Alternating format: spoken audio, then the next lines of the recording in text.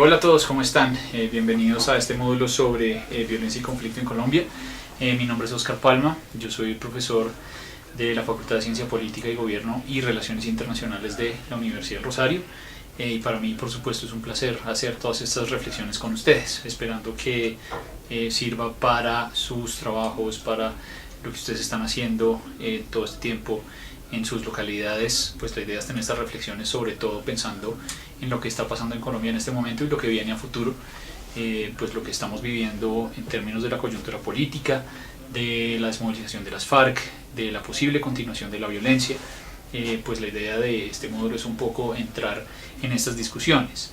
El módulo completo está partido en diferentes temas.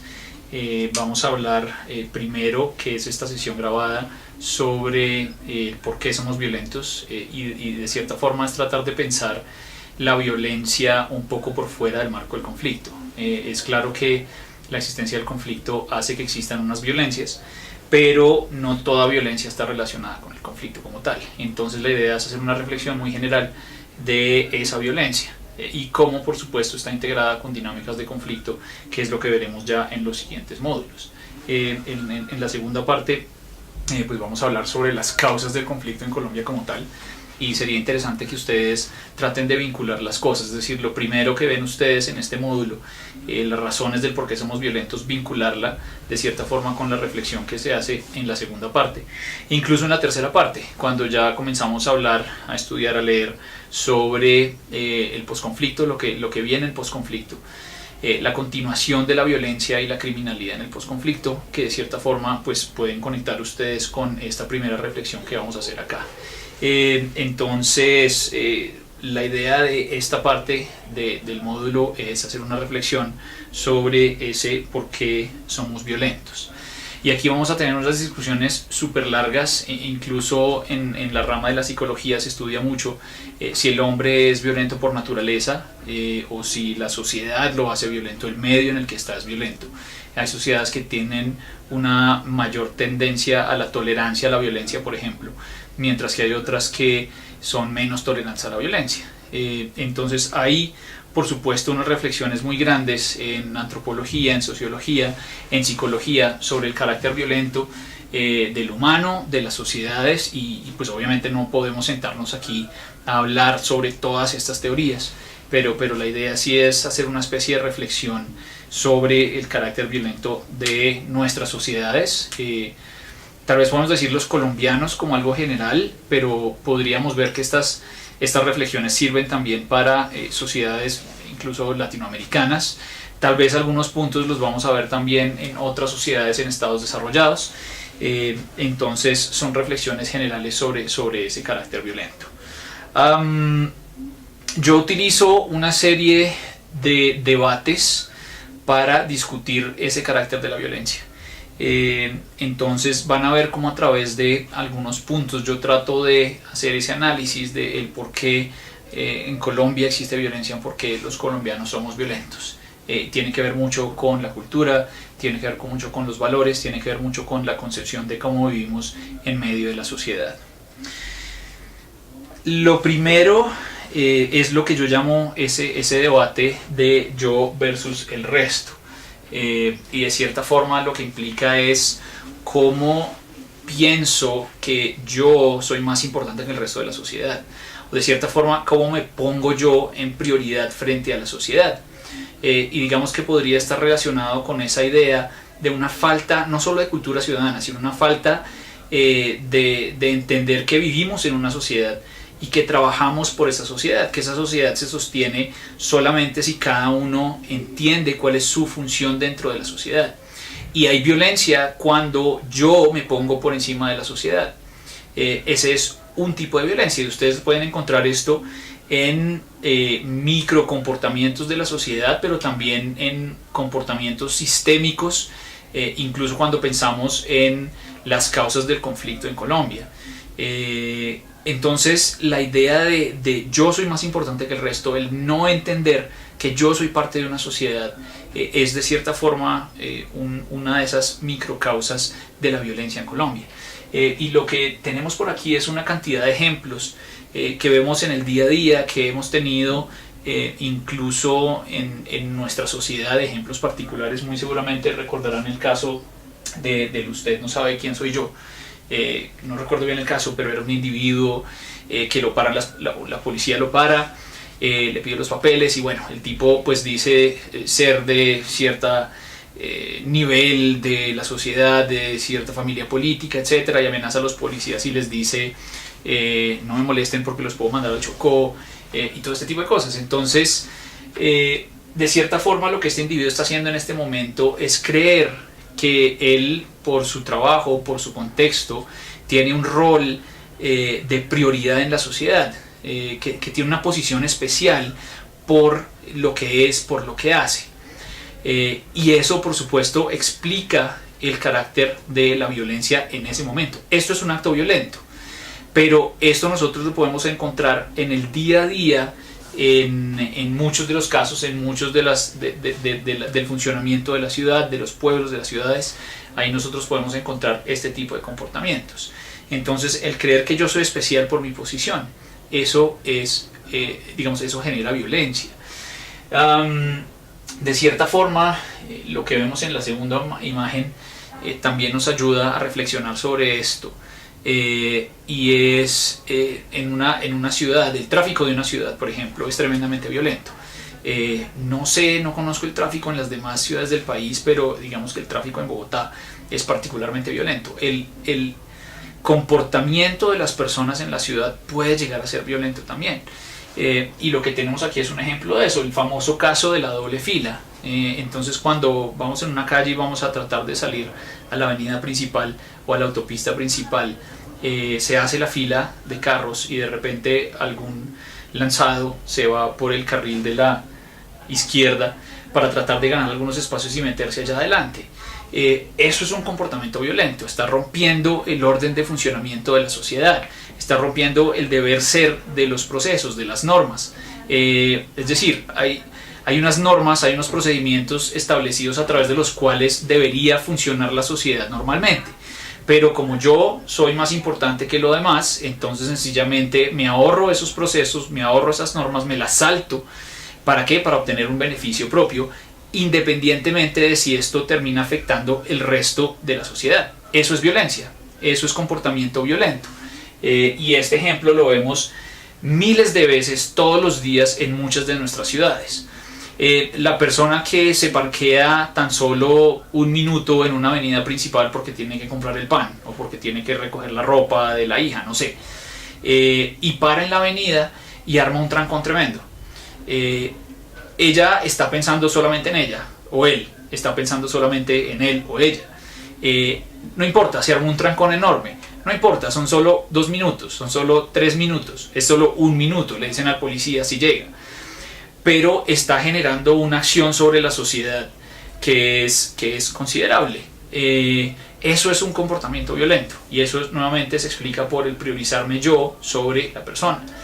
¿Qué pasa en esa calle? Que si tenemos 1, 2, 3, 4 personas que están realizando ese comportamiento sistemáticamente todos los días, pues la avenida deja de ser una avenida y se convierte en un parqueadero. Y eso nosotros lo vemos todo el tiempo en las ciudades. En Bogotá por lo menos se ve mucho.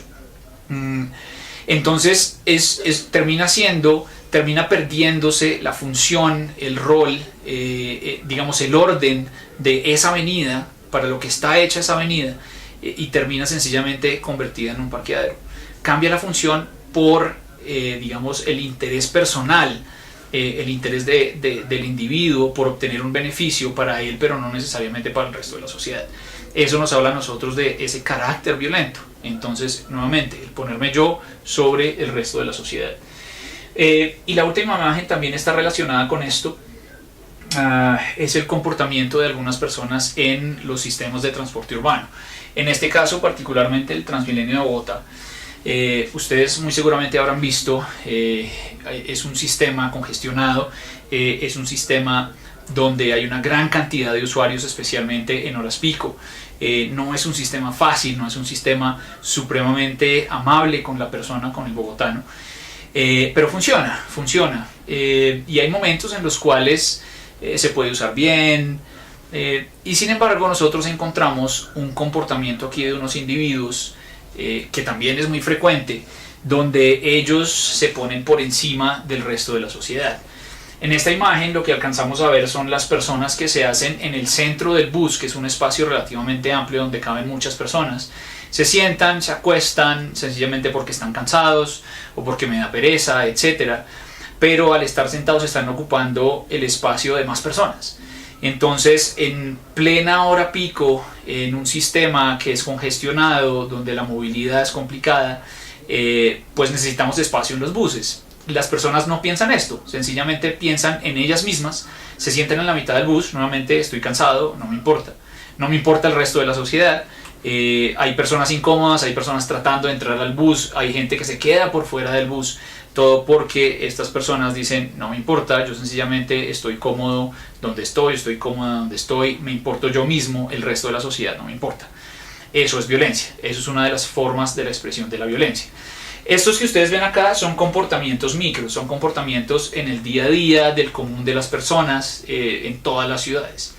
Pero cuando ustedes piensan en esto, en esta idea del ponerme yo sobre la sociedad, estamos hablando incluso de la explicación del comportamiento corrupto, de la idea de la corrupción misma. Y eso nos lleva a nosotros a una reflexión de si vivimos en una sociedad de una actitud mafiosa. Y ustedes muy seguramente han escuchado esto frecuentemente en las conversaciones, en los pasillos, en los medios, de esta idea de somos una sociedad de naturaleza mafiosa, de comportamiento mafioso. Y hasta cierto punto debemos reflexionar qué tanto lo somos. Cuando nosotros vemos estos casos de corrupción, aquí tenemos dos ejemplos, bueno, un ejemplo realmente con dos imágenes, que son los casos de corrupción de la alcaldía de Samuel Moreno en Bogotá. Uno analiza, ok, ¿por qué una persona recurre a la corrupción? ¿Por qué una persona realiza este tipo de actos? Esto es violencia, por supuesto, esto genera mucha violencia, ya estamos hablando violencia en el nivel sistémico, no estamos hablando solamente del nivel micro de las personas del día a día, estamos hablando del comportamiento violento a niveles de la dirección de la sociedad, de la dirección de la política. Y sencillamente la respuesta es, hay una persona que está muy interesada en obtener las mayores ventajas, el mayor provecho de la situación, independientemente de los efectos que esto pueda tener en la sociedad. Ustedes conocen muy bien el contexto familiar político de Samuel Moreno. Es una persona de linaje político, de la historia de la política. Muy seguramente no es una persona pobre, es una persona que vive bien, que incluso fue senador, que fue alcalde, que tiene buen dinero. Y sin embargo, quiero más y no me importa afectar el resto de la sociedad con esto. Y tenemos por supuesto a los NULE, contratistas del Estado, que han estado en varios escándalos de corrupción, particularmente en este con el alcalde Samuel Moreno. Y lo que tenemos aquí es nuevamente la idea de no me importa hacerle daño a la sociedad con tal de yo obtener un beneficio. Acuérdense los escándalos de corrupción, por lo menos en la ciudad de Bogotá, por ejemplo la construcción de la avenida El Dorado hacia el aeropuerto. Un proyecto sencillo, un proyecto que no debió tomar mucho tiempo, terminó extendido en el tiempo, no recuerdo cuánto tiempo, pero es decir, el tiempo exagerado sobre lo que era el contrato original, mientras ellos ganaban dinero y la ciudad estaba siendo afectada.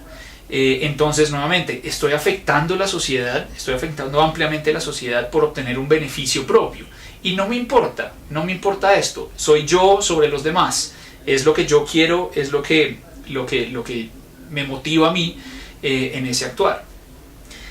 Y ustedes encuentran casos de corrupción, y nuevamente esto no es solo Colombia, esto puede ser Latinoamérica, esto puede ser el mundo entero. Recuerdo un caso particular, la vicepresidenta del Congreso, se me escapa el país, creo que es Guatemala, si no estoy mal, estuvo envuelta en un caso de corrupción con medicamentos ilícitos, con medicamentos falsos.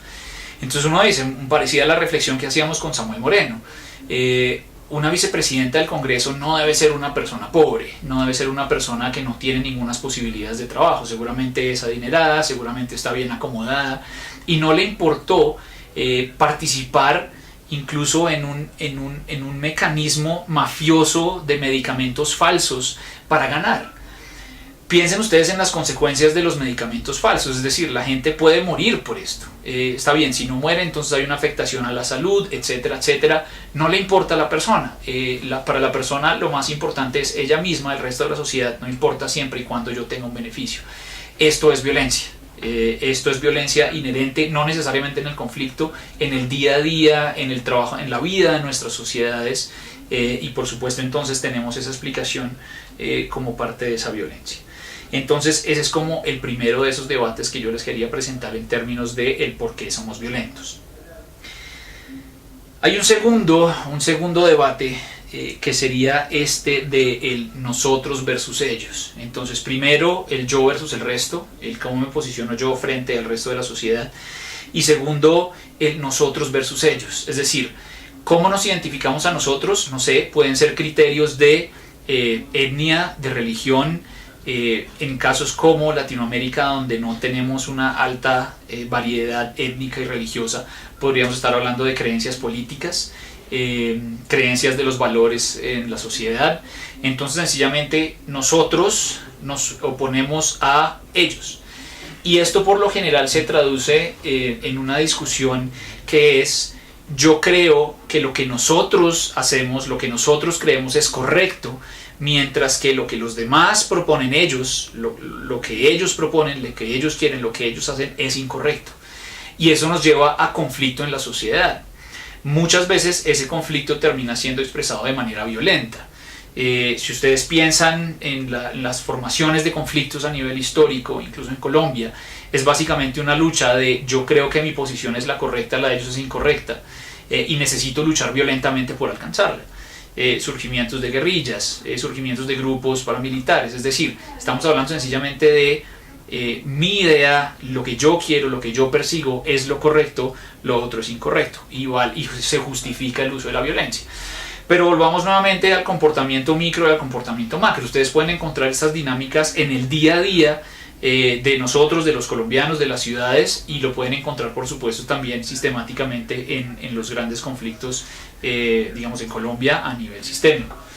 ¿Qué tenemos por acá? No sé si recuerden el caso de Gina Parodi y las cartillas que supuestamente iban a ser creadas en educación sexual para los niños, y una reacción general porque supuestamente estas cartillas pues que presentaban a los profesores las posibilidades de cómo actuar en caso de homosexualismo en los salones, cómo responder ante esto, cómo responder ante el bullying que reciben las personas. Pues estaba esa propuesta de las cartillas, y de cierta forma se interpretó por algunos sectores de la sociedad que era una cartilla que enseñaba a las personas sencillamente a ser homosexual.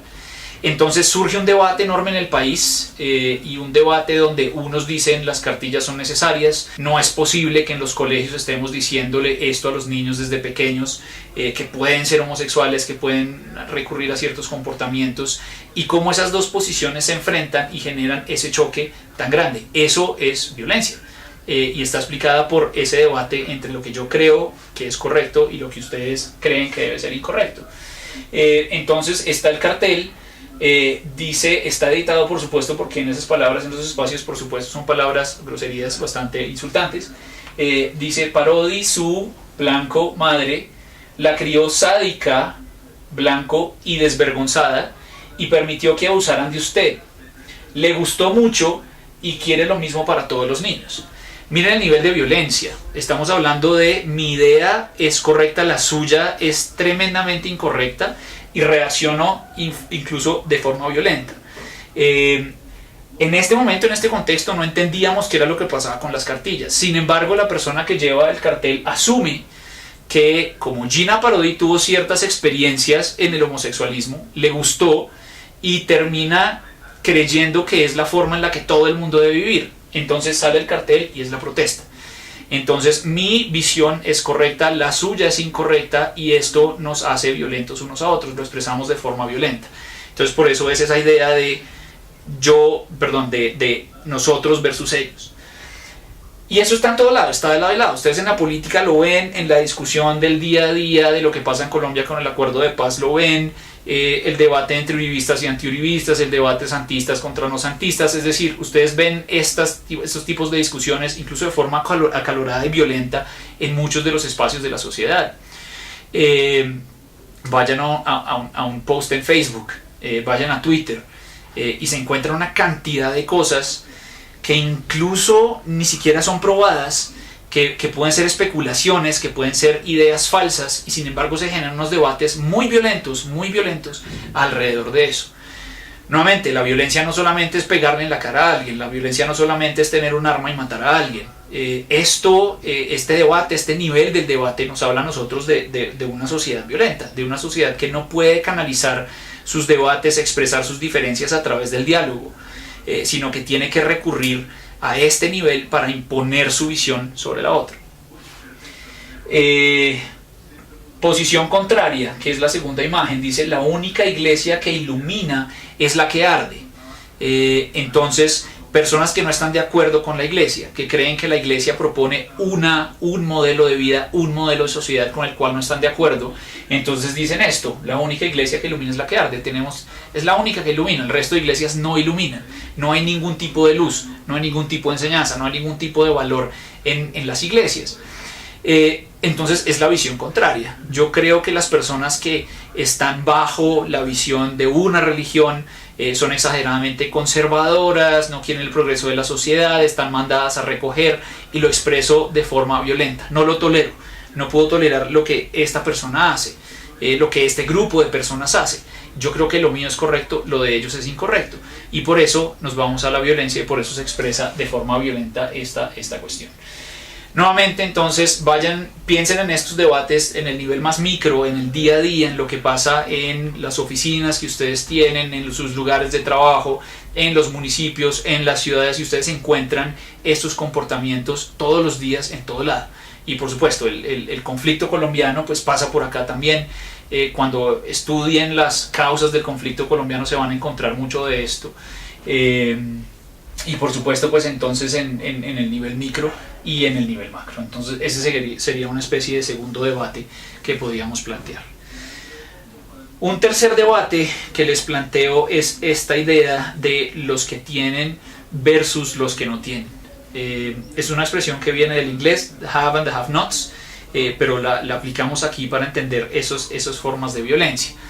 Y esto también genera violencia en el nivel micro, en las dinámicas de la ciudad, en las dinámicas de la sociedad, en todos los espacios de la vida del hombre, y por supuesto en el nivel sistémico. Entonces, cuando ustedes estudian las causas estructurales del conflicto en Colombia, se encuentran, por ejemplo, el problema de la distribución de la tierra, el problema del coeficiente de Gini, la excesiva concentración de la riqueza.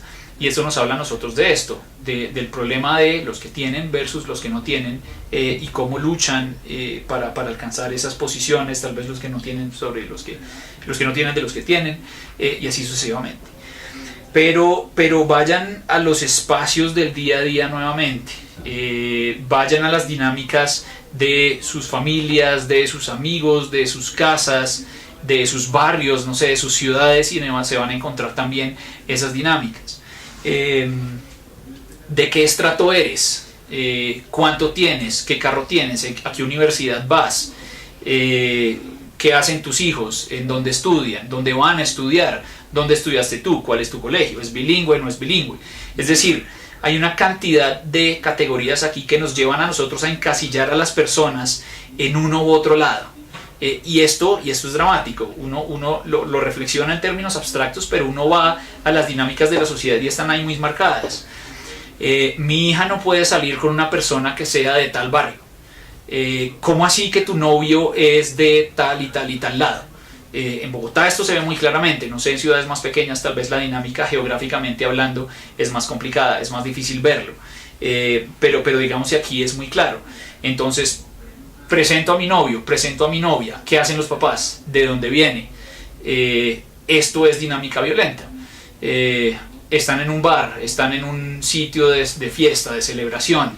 ¿De dónde es este tipo? De tal barrio. Hay un menosprecio hacia la persona por eso. Mis amigos, ¿de dónde son? Son de aquí. Yo con gente de acá no me meto. Yo con estas personas no me meto, bien sea de un lado o del otro. Entonces hay una lucha en el día a día de esto. de los que sí tienen versus los que no tienen. Entonces, ¿de qué universidad vienes? De tal universidad, excelente, bienvenido. ¿De qué universidad vienes tú? No, de otra universidad tal vez de menos recursos. No sé, no estoy muy seguro. Entonces hay unas construcciones de unos procesos sociales que están relacionados con esos y que generan violencia en el nivel micro. Y también hay una serie de prejuicios que se nutren a partir de lo que nosotros creemos que unos u otros hacen. Entonces, por ejemplo, la idea de el rico siempre es el explotador del pobre. El pobre siempre está trabajando para mantener a un rico privilegiado que no hace nada, que va muy cómodo y está, digamos que depende del trabajo que están haciendo esas personas más pobres. Esto es un prejuicio. ¿Por qué no se piensa que la persona que tiene más dinero de verdad trabajó por él? Sencillamente se asume el prejuicio social de no, el rico no hace nada, está bien, mientras que sí explota al pobre. ¿Por qué no pensarlo de forma diferente? ¿Por qué no pensar que esta persona sí está ayudando a las personas, está contratando a más gente? No sé, diferentes formas a través de las cuales nosotros podemos romper esos prejuicios. Pero ustedes ven este prejuicio constantemente en discusiones, en espacios sociales, en los trabajos, en Colombia en general, en las discusiones, etc. Y por supuesto, un prejuicio contrario, y es el pobre no gana nada porque no hace nada. Entonces no, es que porque no va y trabaja. O sea, yo sí he trabajado, como se muestra en la imagen, yo sí he trabajado bastante, yo me merezco lo que tengo, en cambio usted es un perezoso, en cambio usted no trabaja, etc. Pero las realidades no necesariamente son así. Es probable que esta persona haya tenido, por contexto familiar, por contexto histórico, unas oportunidades más grandes que las personas que no necesariamente tienen mucho. Es posible que la persona que en esta imagen aparece dormida pensando en dinero, tal vez no haya tenido las mismas oportunidades, que quiera hacerlo, que esté buscando la forma de hacerlo pero no la encuentra, por el contexto mismo social, por el contexto económico. No es fácil, no es sencillo. Entonces digamos que estos prejuicios y estas imágenes nos llevan a nosotros a ese tipo de violencia, y nuevamente es la violencia que está en el nivel más bajo de la sociedad, en el nivel micro, en las dinámicas que tenemos unos y otros todo el día, todos los días, y las dinámicas más altas de conflicto. Y reitero nuevamente, cuando uno mira las causas del conflicto colombiano, pues lógicamente tiene que ir a este problema de la concentración de la riqueza. Muy bien, estos tres debates se relacionan con otra serie de elementos que son muy importantes tener en cuenta y que pueden terminar afectando esa violencia, bien sea causando la violencia o fortaleciendo la violencia como tal. Y ahí podemos ver, por ejemplo, el problema de una sociedad que vive en anomía. La anomía es un concepto de la sociología que nos habla a nosotros de una ausencia del modelo de lo que debe ser una persona en una sociedad. Cuando hablamos de cultura mafiosa, de cierta forma estamos hablando de condiciones de anomía, es decir, las personas de las generaciones más jóvenes no encuentran un buen referente de lo que debería ser su trabajo como hombre, como mujer de la sociedad. Entonces, cuando tenemos condiciones de anomía, muy probablemente las personas terminan optando por los famosos atajos. Es algo así como la cultura del atajo. Entonces, yo no quiero estudiar, yo no quiero trabajar, eso me da mucha pereza, entonces no voy al colegio, no voy a la universidad. ¿Qué es más fácil para mí? Meterme en una pandilla de barrio donde obtengo prestigio, donde obtengo poder, donde obtengo cierto estatus que se lo puedo demostrar a las personas de mi barrio o de mi ciudad, o no sé, las personas que viven a mi alrededor. Eso es una condición de anomía. Entonces no hay buenos modelos, no hay buenos referentes de lo que debería ser el rol de una persona en la sociedad. Y esto abunda, eso está por todo lado. Ustedes lo encuentran en Colombia, sí, por supuesto, en ciudades colombianas, por supuesto, pero en Latinoamérica también lo encuentran, pero en Inglaterra, en el Reino Unido, en Estados Unidos, en una cantidad de ciudades, en una cantidad de países ustedes encuentran condiciones de anomía. El pandillismo, que es un poco lo que quiere mostrar la imagen, el pandillismo se nutre de esto. Entonces, cuando el rol, el modelo de la persona que va a la universidad, tiene una familia, estudia, trabaja, es aburrido, es lento, no puede obtener poder, no puede obtener dinero rápidamente a través de esto, pues sencillamente, nuevamente el atajo, voy a una pandilla, y ya hay unas condiciones sociales y estructurales en las ciudades que pueden ayudar a esto. Es la forma más sencilla de tener un ingreso, de ser alguien, de tener como un trabajo en la sociedad, alguna dirección, algún tipo de norte en la sociedad como tal. Y hablábamos de que esto ocurre en muchas de las ciudades del mundo y por ejemplo, si vamos a Medellín y encontramos en las comunas muchas de estas dinámicas, pero vamos a Río de Janeiro y digamos lo que se ve incluso en algunas películas sobre esas condiciones sociales en Río, pues es precisamente esta condición de anomía que lleva a los niños no a buscar un trabajo ni a tratar de educarse, sino sencillamente entrar a una pandilla a través de la cual pueden lograr un estatus en la sociedad como tal. Pero vayan a las sociedades desarrolladas, vayan nuevamente en Londres, y en Londres ustedes encuentran una cantidad de jóvenes en pandillas que no son necesariamente criminales en el sentido más estricto, no son grandes bandas estructuradas con conexiones transnacionales, sino que son pequeñas bandas de barrio, pequeñas pandillas de barrio donde las personas sencillamente están sentadas en una esquina mirando a ver a quién roban, compitiendo en la bicicleta todo el día. Es eso, es esa condición de anomía que nos lleva a nosotros a esos esquemas de violencia en las sociedades y de cierta forma también de criminalidad. Entonces, importante que tengamos en eso en cuenta. Cierro con esa reflexión de si el individuo es violento por naturaleza o no es violento por naturaleza. Nuevamente, tendríamos que ir a los estudios de psicología para ver qué tan cierto es esto. Lo que sí sabemos es que somos animales, tenemos instintos animales y se entienden ciertos tipos de reacción en ciertas condiciones. Entonces, si a mi familia le hacen daño, si yo veo, si yo sé que a una persona a la cual aprecio mucho, un ser muy querido, lo están agrediendo, lo más probable es que yo responda también de forma violenta. Eso es una condición inherente al ser humano, no podemos escapar de eso necesariamente. Por supuesto, se hace todo el esfuerzo para responder de forma pacífica, para trabajar en sociedad, para resolver dilemas, pero hay cosas del instinto, que son sencillamente del instinto, incluso de supervivencia, que nos llevan a actuar de cierta forma, y eso podría ser un comportamiento violento. Una reacción a un robo, si sabemos que están tratando de hacerle algún daño nuevamente a una persona que es muy estimada, el comportamiento violento se puede entender. No voy a decir es justificable, pero se puede entender. Y eso pues lo ponemos también en el nivel de sociedad, para entender hasta qué punto la violencia a la que recurren ciertas personas es justificada o no justificada, de acuerdo a sus creencias, de acuerdo a sus visiones. Pero sí está este debate y esta pregunta muy allá al fondo. ¿Somos violentos por naturaleza? ¿Tenemos un escape a esa violencia? A través de la sociedad podemos regular comportamientos para acabar con esa naturaleza, ese carácter violento de la sociedad. Pero sí es claro que hay sociedades que estimulan más a las personas hacia la violencia que otras. Entonces no es lo mismo crecer en un suburbio, en un barrio marginal de Nigeria, a crecer en alguna de las grandes metrópolis europeas o en unas ciudades tal vez en países con estándares de calidad de vida más altos. Suecia, Suiza, no es lo mismo, no se puede esperar lo mismo del comportamiento humano de una persona que crece en Zúrich versus una persona que crece en Nigeria. Entonces esa reflexión también tenemos que tenerla en mente. Así terminamos entonces esta primera parte del módulo, y los invito a que traten de conectar estos elementos que hemos reflexionado aquí sobre los módulos siguientes de causas del conflicto colombiano y la continuación de la violencia en el posconflicto tras los acuerdos de La Habana. Muchas gracias.